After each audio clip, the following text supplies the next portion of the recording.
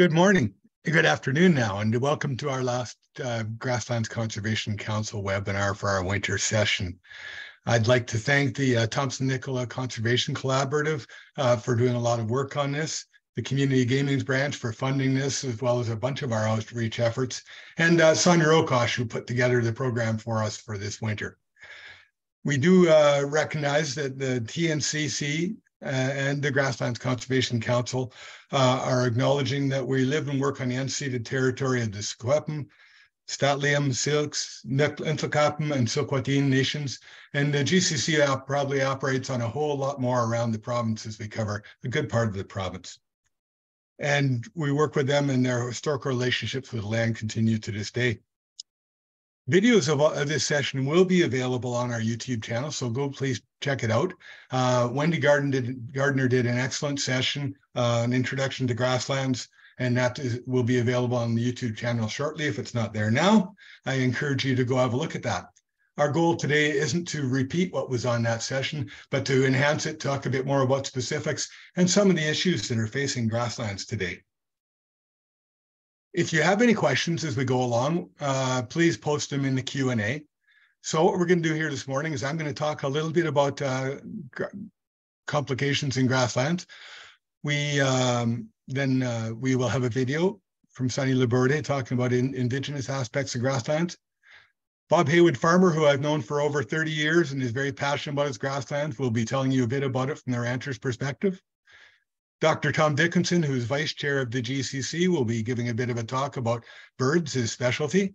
And Christy Gordon will be telling us about grassland plants. Then we'll take a bit of a break for questions, and then we will come back and tell you a bit about outreach and Grasslands Conservation Council activities for the year. So we'll move the slide, please.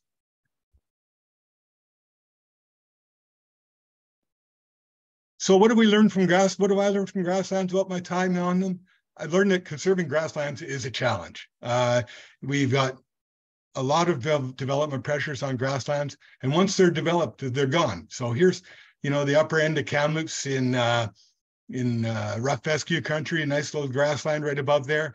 The Grasslands Conservation Council was involved in the planning with the city, developing a plan to try to make it so that development wasn't quite so scattered over those grasslands, and there was areas left. But that still puts pressures on the remaining grasslands there. In addition to that, on this site, we've got a mine development that was proposed right adjacent to it, and who knows whether that will come back. And once these areas are gone, as you know, the grasslands are gone, and the biggest pressure is on the valley bottom grasslands. Another complication is ownership. So unlike forestry, where the trees are mostly on Crown land, especially in the interior, grasslands are over half of them are on private and First Nations lands combined. And so it behooves the Grasslands Conservation Council to work with First Nations and private landowners on grazing management for grasslands and to look at incentives for them to keep their grass. So that's a big program with the Grasslands Council. There's recreational pressures. Everybody likes to get out on the grasslands, but that does cause problems potentially with extra trails that don't belong, erosion problems in invasive plants. So recreation is a big issue. And then there's grazing pressures. Most of the grasslands in the interior have been grazed at least part of the last 150 years, and some of them are in excellent condition, and some of them in not such good condition. So working with grasslands on proper grazing rotations, et cetera, with ranchers is an important part of our program. But one of the biggest issues is apathy. Those of you who are tuning in today, I'm assuming most of you care a bit about grasslands, but a lot of people in the interior, we've probably all heard that question, where'd the trees go? No, they weren't logged. They're native and they're important. And so a big part of our role is to convince people that it's not just dry grass and sagebrush out there, that the grasslands have a lot of values. Next slide. So what are those values? Some of the ecosystem services that we have are working with water and air, which are very important to all of us, obviously. Healthy grasslands protect soils. They keep soil from washing away. A healthy grassland will capture and store water, keep the soil in place, and store carbon. And so that obviously is a big issue these days. But grassland roots go down deep. They slough off and die every year, and that carbon goes into the ground, and it's a great long-term storage. In the case of the prairies, everybody knows that the Dust Bowl, the soils just blew away. We don't want that happening here. And grasslands are complex. So we try to lump them into little categories like blue bunch wheatgrass, big sage, but really there's a lot more than just a couple plants there. There's whole variety of plants in different layers that perform different functions and act as an ecosystem. So when we disturb those grasslands, recreating that functioning system is a challenge. So now we're going to show a quick video from with Sonny Laborde talking about the Indigenous values on grasslands. And following that will be Bob Haywood Farmer. Good. I missed this slide out, but I just wanted to show you this because not everybody realizes First Nations for years, everybody thinks of pit houses, but we don't usually think of whole large communities of pit houses. And the one on the bottom slide there, you can see that there was fairly large areas where First Nations built, generally on grasslands down by the river, because those grasslands were close to food sources, salmon, and plus on the grasslands themselves. And they also provided a bit of protection from wildfires, which came through fairly regular by being in the opens there. And of course, we do the same thing now, but our housing doesn't look quite the same. And we take up a fair bit of area with it. But the communities where we don't have forests all around them are a lot more protected. And as we know, especially from fires in the last 2017 and 2021, that those areas are at risk.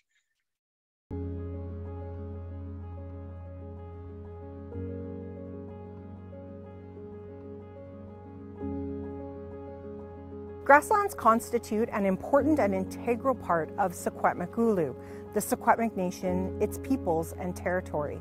They are a component of an interconnected network of places and their associated beings, whose stories are woven together through time.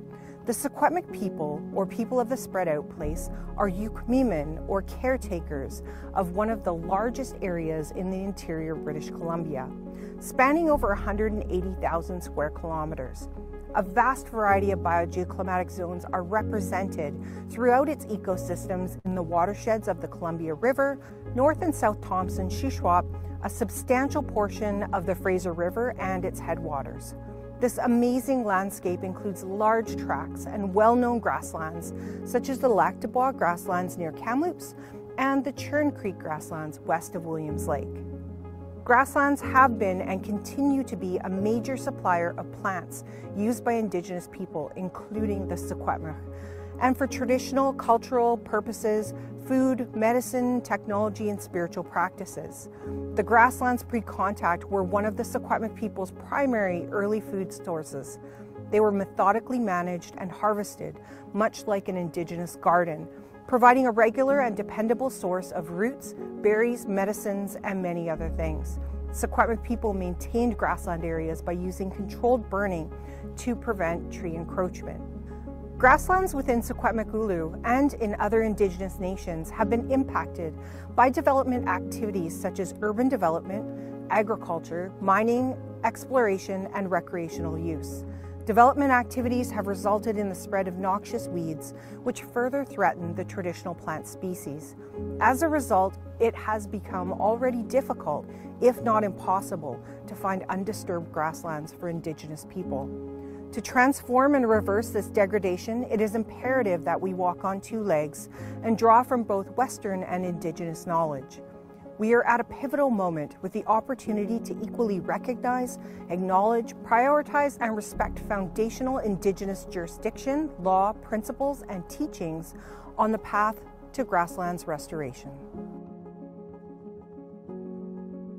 The Grassland Conservation Council of BC is dedicated to protecting grasslands through stewardship, public outreach, research, and policy change. To make a donation and support our work, or for more information, please visit our website, bcgrasslands.org, or find us on social media. My name is Bob Haywood Farmer. I'm the chair of the Grasslands Conservation Council.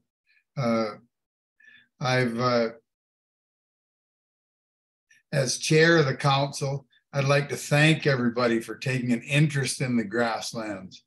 It's one of the most important and threatened ecosystems in the province. I sort of wear two hats, and as a rancher, I cannot overemphasize the importance of the grasslands to the ranching community. Now, on our ranch, we run on grassland areas from low elevation to high elevations throughout most of the year. Now, the forage in the grasslands is made up of different species of bunch grasses that provide nutritious forage even after the grasses reach dormancy. We run cattle in timbered areas in late spring and into summer, but the grasses that grow in the forest lose their nutritional value once they mature. And that's when the grasslands become important, because the ones in the grasslands remain nutritious even when they're cured and dormant. Now, so the rest of the year, we rely on grassland range to provide forage for our cattle. Now, I've spent a lifetime learning to graze grassland range in a way that keeps the range in healthy condition. And I'm still learning a lot about it. And as my grandfather used to say, once you think you really have something figured out, that's when you're really going to find out. There are three huge benefits to society from running stock on grassland areas. One, the cattle improve the grassland's ability to sequester carbon into the soil. And running cattle on range gives us the ability to produce high protein food from a natural, unaltered ecosystem. And that's important for our food security, which is a big concern for people nowadays. And grazing grasslands has another benefit in that it can reduce fuel loads around communities, thus reducing a fire risk.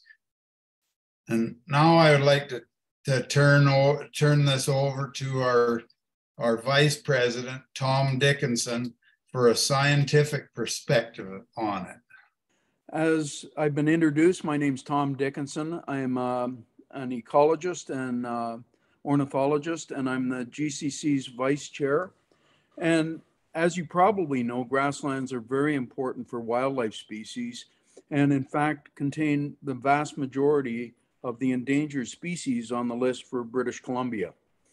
The reasons that we are here today is we've also heard about the threats and challenges that are faced by grasslands, because we also as humans like to live there.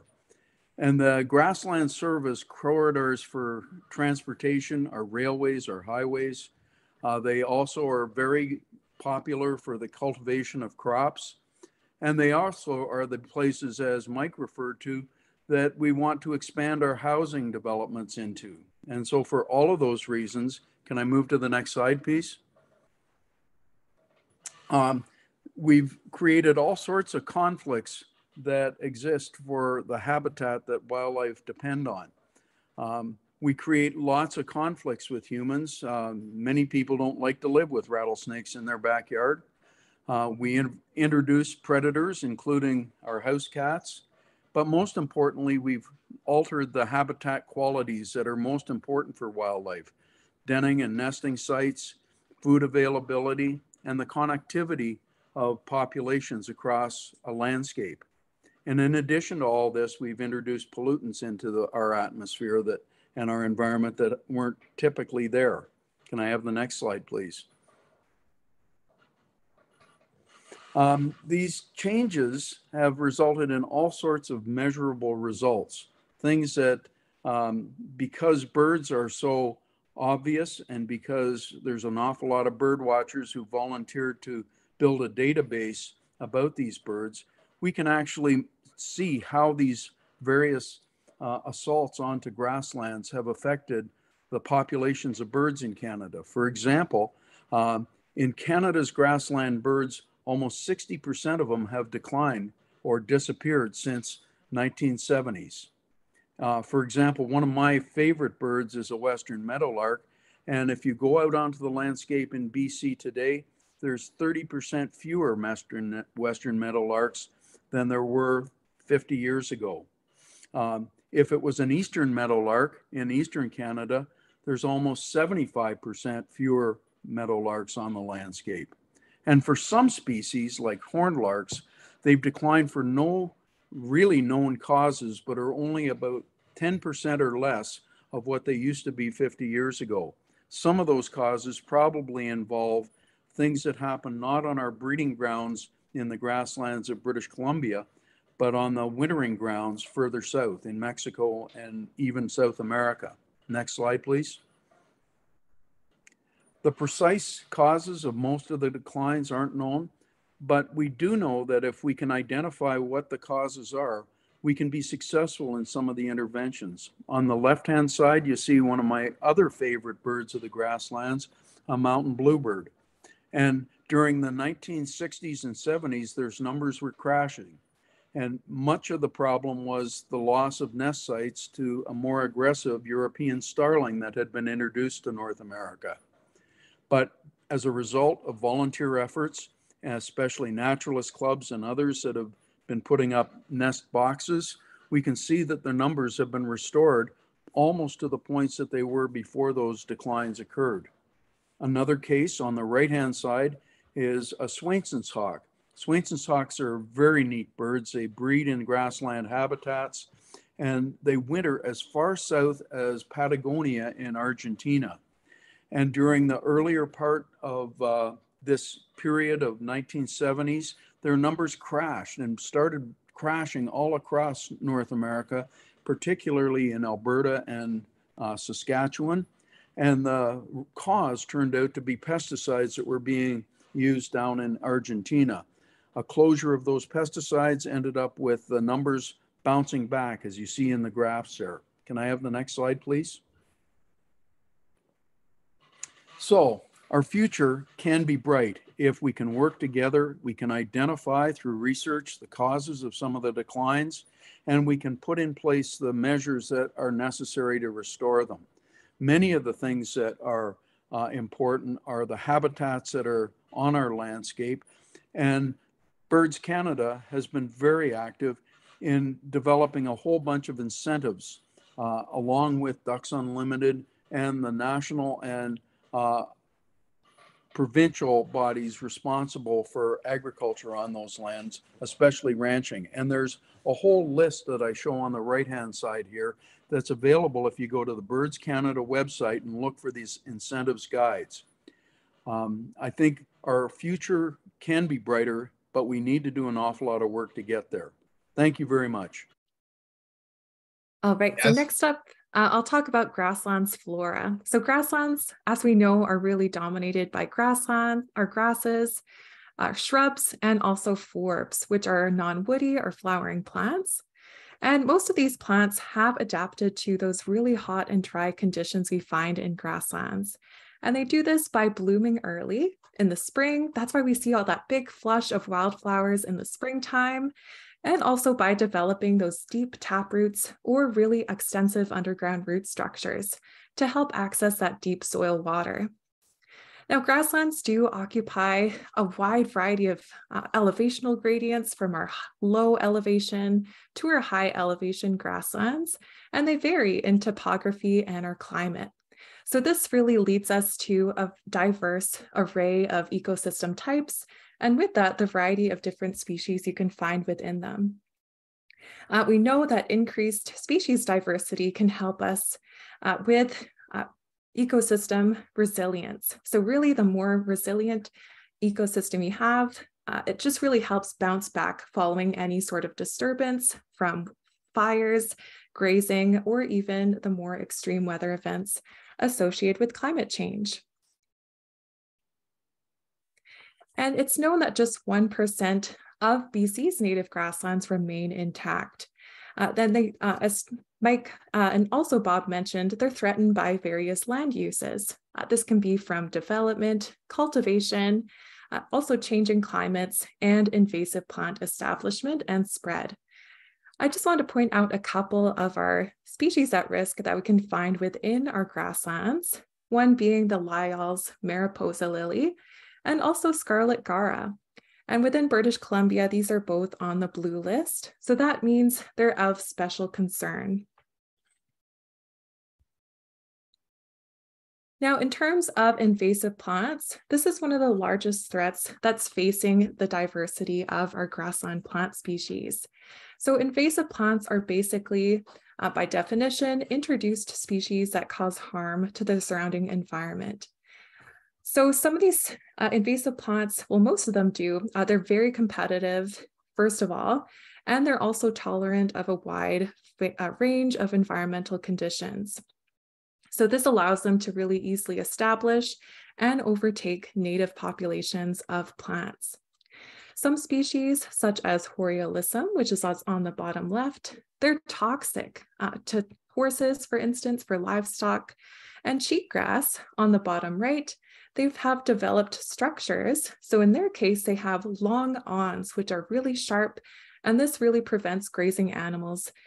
It can hurt them, so it can cause damage to the animals in those areas. Other species like hound's tongue on the top right, they're prolific seed producers, and they can also have what are called hitchhiker seeds. So they have fine structures like Velcro that allow them to easily attach to fur, animal fur, and also to clothing. So as you're hiking on those trails, they can easily attach and spread. So what are some ways that us as individuals can help protect this biodiversity within our grasslands?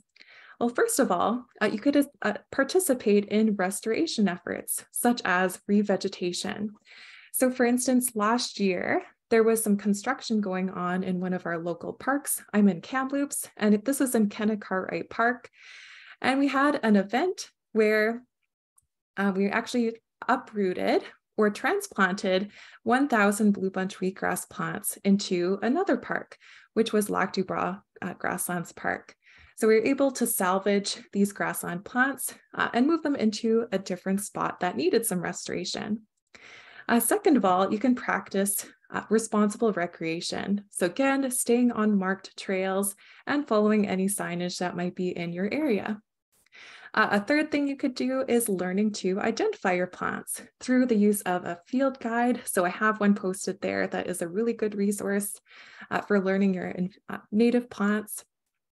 And even just going on a walk with a friend, it's a really good way to learn those plants, which ones are good and native, and the more harmful invasive plant species.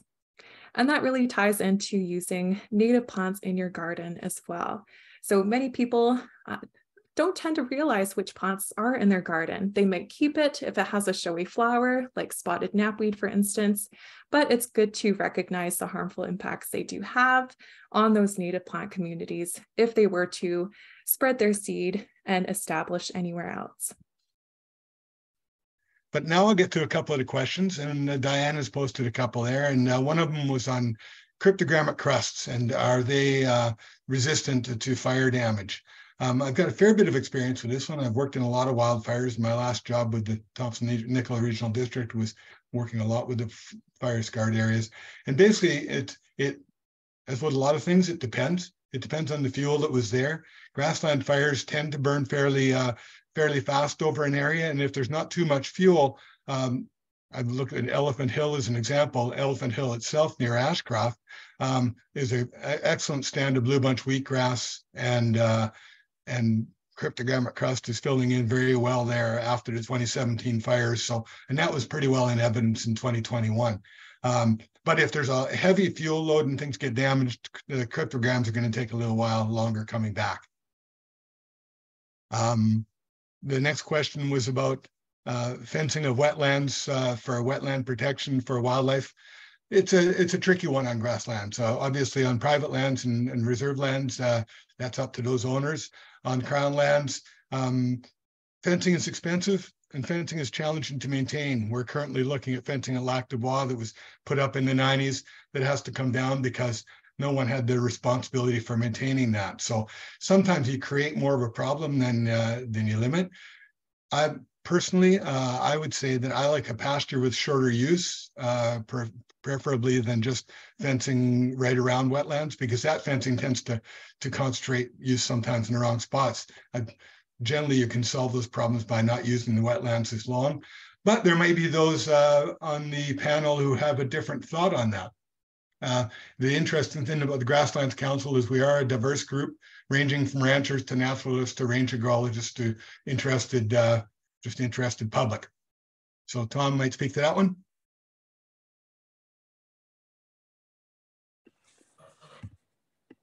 Sure, thank you. And one of the interesting things about some of these large-scale surveys that have been done is many of the species that have done well have actually been things like ducks and waterfowl, as well as the birds of prey. One of the things that's sort of interesting there is many of the species do nest in the uplands that are adjacent to the wetlands. So unless you protect the uplands as well as the wetlands, the benefit wouldn't be nearly as pronounced. And so I think the idea of fencing off wetlands, or at least limiting access, is something that we've thought about a lot. But as Mike pointed out, it's not something you do once and walk away from. It's something that requires a constant vigilance about. Thank you, Tom. I don't believe I see any other questions on this time, but if anybody has any, we're happy to see them. And if not, we will move on. How's our time? Oh, we actually moved through that pretty well. Thank you, speakers, to keeping on our schedule. So now the Grasslands Council, for those who don't know about us, has been around since 1999, and we've done a lot, and we continue to do a lot. And one of the big things we do is try to get out, as I was mentioning, and try to educate people a little more about grasslands. And so we're going to talk a bit about that before the end of the session here. So opportunities for teaching, field days and training. We look a lot at working with partners. This picture here is from a session that went on last August in Merritt. It's called the Women in Grazing session. And there was over 20 participants there learning a lot about grass ID and how to monitor, and a lot of interesting things about grasslands. With the Grasslands Council, we're a very small group. You're seeing a good part of our board right here, and we don't have a lot of people working for us currently, but we are happy to work with partners across the province to put on educational opportunities, whether that's going out and meeting you or providing you materials online. We've also worked with monitoring workshops. This summer, I'm looking at a program of potentially a pilot program around Kamloops where we do local tours to try to get out just the neighborhoods, have an Aberdeen tour and a Sahali tour and a Bachelor tour as a pilot. And we may do this in other places too, if we can get a good public response. There's also invasive plant polls. We've done those with the Grasslands Council, and quite a few invasive plant councils. Most of you have those in your area, all of you would. Get involved with invasive plant polls. In the case of the Thompson-Nicola one, they have a competition every year. So could you get involved with those? And another opportunity is for our annual general meeting. We're going to be meeting June 9th in Williams Lake this year. So we're really looking forward to getting up to the Caribou to have a tour. We haven't done that for a while. So come on out and join us there. Christy. And there we go. We also have our website, of course, a lot of information there. It tells you a bit about who we are, our background, what we do, how to support us. We are a nonprofit charity, and so it shows there how you can join us as members. And then the resources section is huge. It talks a lot about, it has a bunch of our publications that we've put out, a bunch of links to other sources, and a list of our, you can actually link to our old magazines on there. Next slide.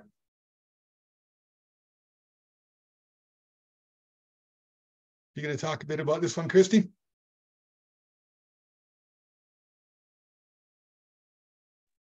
Oh, right. Yeah, so one thing we do at the Grasslands Conservation Council, again, is attend outreach events. So this really provides us as an organization to engage with the public and really just help people raise awareness about the importance of our grasslands. So you can see on the right, we have a couple photos there. That's Tony and Mike at the bottom, Tony at the top with our outreach booth.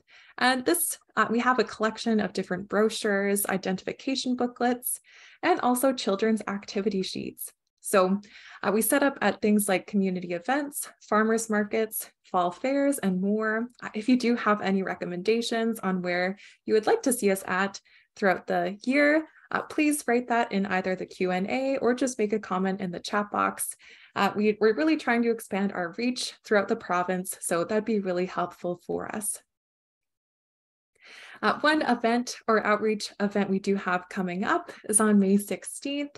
And we really take a group, or I believe it's going to be several classrooms of students, and it's a learning about the grasslands event. So really spend the day out in the grasslands. This specifically is at the Laurie Guichon Memorial Grasslands in Merritt, or just outside of Merritt. And it gets the kids engaged and starting to think about the importance of our grasslands, what's there.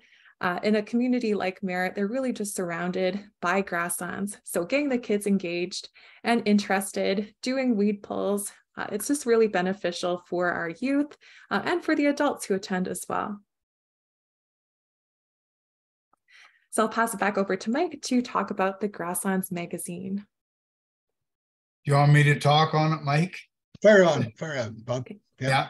One of the important things that we do every year is produce a magazine, and we've had magazines every year, I think, since the Grasslands was formed. And you can, I know Mike is setting it up so that we can access past articles from past magazines, and we've had very good authors and whatnot that have written articles for the magazine, and the magazine is the highest quality. It's a wonderful publication, really, and I'd encourage people to try and access it. And one of the easy ways or the best ways to access it is to become a member of the Grasslands, and it doesn't cost much to join for the year, and then you'll have a copy of the magazine sent to you. So I would really encourage that. Anyway, that covers the magazine. Thank you.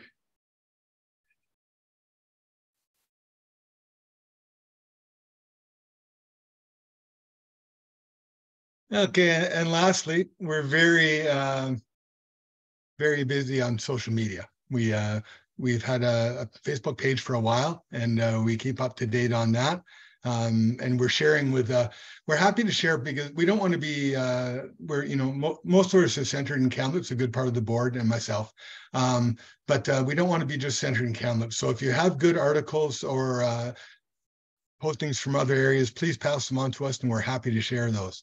We've also been busy on Instagram, and just this past fall, we created ourselves a LinkedIn page, and we've got well over 100 followers already on that page, and it's a great way to connect with groups, conservation groups, and individual professionals across the province and across the whole community on LinkedIn. So I've learned a lot on that, and please follow us on there. So when you're on there, if you see good grassland articles, like them, share them. Sharing them is the key on social media, because that's how they get around. So we really appreciate you following those. And I believe that's the end of our session on that. So we do have time for a few questions on our outreach or on grasslands in general. And I know that I've got a couple of questions in here that I'll look at in the box right now. And Claudia has asked, what about grasslands as fire breaks? What our thoughts are integration of grasslands into forested areas as a land stewardship management goal.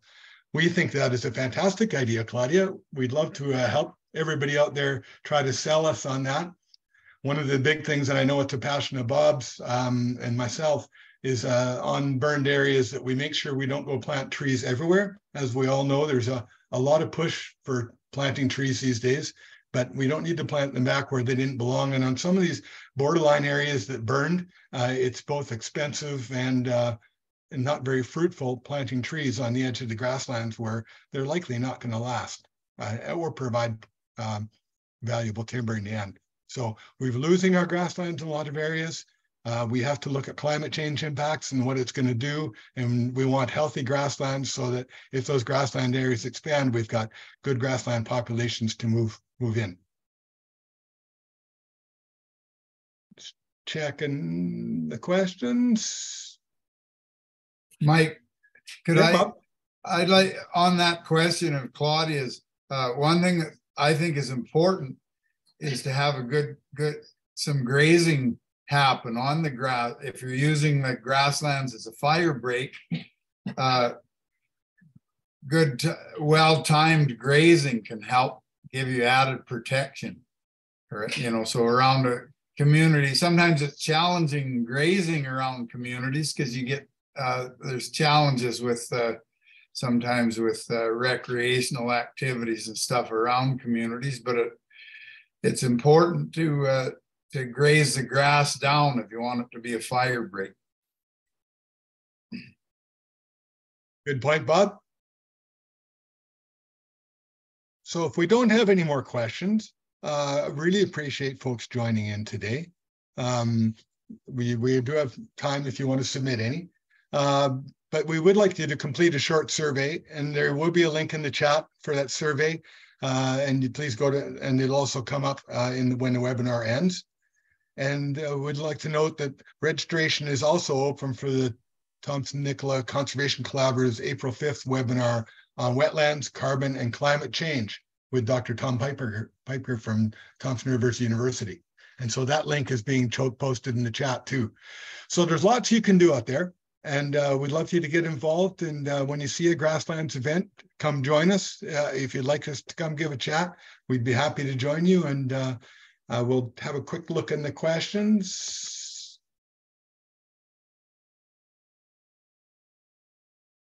Seeing a bit more here. What have we done with backcountry recreationists, off-roaders, ATVs, and dirt bikes? Grasslands Conservation Council took a real lead on this for years, and through the 2000s was a leader on an off-road vehicle coalition, looking at guidelines for off-road vehicles and changing legislation so there was some teeth for enforcement on those. It's a challenge. If you look online, we do have some of those tools. We've got pamphlets for off-road vehicles, and we generally work with the clubs, and they're the ones who are organized to work with on the coalitions. So we know it's a hard thing to get outreach to individual members. And then when it comes to actual enforcement on the ground, that is the biggest challenge these days. There's a limited number of conservation officers available out on the ground to take calls on damage, and they don't generally respond on areas where there are existing trails. So you can get some response on new damage, but it's hard to get response on where people are expanding networks. So it's a real challenge. On the non-motorized side, we are working. We've got a guide for best management practices for non-motorized vehicles that we do distribute, and we'll be working on upgrading that in the future. And we're happy to work with local bike clubs, etc. I know I'm going to a talk in Kamloops later on this spring, working with the mountain bike community on impacts on grasslands and how to spread that. It's education, to be honest. We've got to get it out to more people, telling them the grasslands are important, that rampant trail development and invasive plants are important.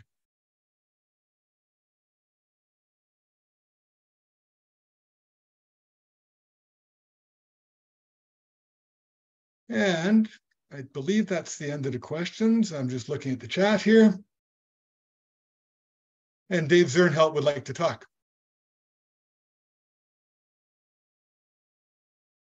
We can allow you to talk, Dave. Okay, thank you.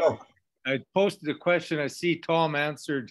I was looking for resources, and I'm thinking about people who are perhaps the first time looking at the grasslands and the birds and other animals. But I have a granddaughter that's going to be riding on the Empire with Joyce and John Holmes, and I want her to have a book in her saddlebag. So of course I've got the, you know, the coupe book, which she's had in her saddlebag since she was a kid, but it doesn't focus on grasslands education per se. And I just wondered if there's some, you know, some one book that I can buy and put in her saddlebag. On the saddlebag size one, Dave, I think that's something we should be working on. Most of the materials we got are sort of 8.5 by 11 size. Yeah, we've got big saddlebags. That's a small saddlebag these days. Oh, that works. Okay. Yeah. But a lot of people would like a smaller booklet that they could throw in their jacket pocket. So we are always looking at what kind of educational resources are needed, David. So I will write that down and take it forward. Really glad to have you join. For those who don't know, Dave Zernhelt was a chair back in around 2010, 11 or so. And glad that you could join us today. Hope to see you in Williams Lake. Yeah, we'll see you in Williams Lake. Thanks.